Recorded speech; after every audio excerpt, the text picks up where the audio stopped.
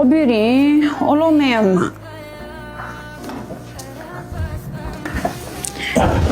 O'zingni ehtiyot qil, xo'p? Xo'p.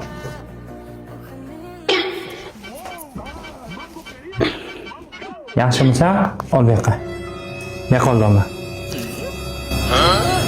Telefonga ishim bor. Aka, assalomu alaykum. Alaykum 300 ming so'm yetmayapti, berib turing. O bergan 300 ming. Qalisar aka, qana poyoni puli qolgan faqat hozir o'shini berib yuboringmi? Gap ko'p aytirmang. O ber degandik, o bergan pulni. Rahmat aka. Ko'chada bekor yuraverma, o'yga ertaroq bor. Hop. Xo'jayin, kassalarni qilib qo'ydim, xizmat bo'lsa shu yerdaman. Aka, assalomu alaykum. Nima gap? Yaxshimisiz? Alaykum assalom. Moshinangizni berib turing, chorsiga tushib chiqing. Ehtiyot bo'lgan. Xo'p aka. Xo'p. Endi siz shu yerda xo'jayinisiz, lekin bitta narsa juda o'ylantiradi. Shu ukangizni ko'ngliga ja ko'p qarab olmayapsizmi? Mashina deydi, pul deydi, nima bo'lsa berib yuboraver aka. Ertaga boshingizni yeydi bu. Ben bitta narsani esdan chiqarmagin. Tarbiya uydan boshlanadi. Biz ota-onamizdan unaqa tarbiya olmaganmiz. Shu bir yil havosiga asos solganimda niyat qilganman. Xudo xolisa Allohim rivojini bersa ishlarimni ukalarimga, akalarimga qismayman deb.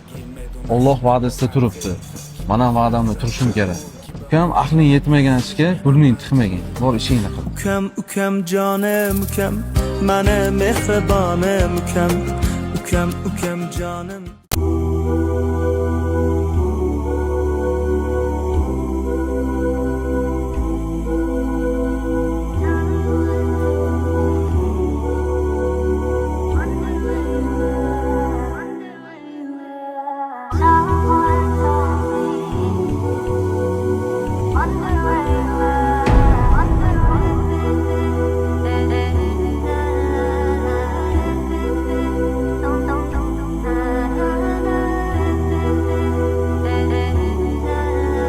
Menga qara, men cho'milib chiqqunimcha meni dazmollab qo'y, xo'p?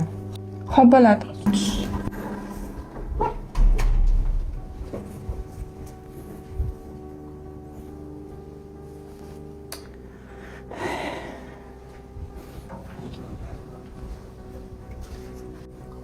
Bettamidi? Ha, shu yerda madasi.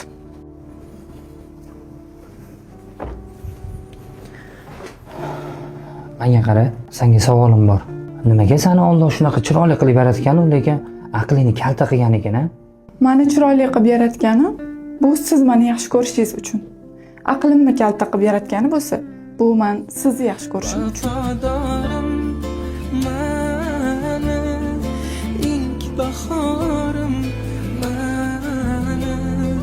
Fasling xumsab girgan yuragim, faslingga to'ymoq tilagim.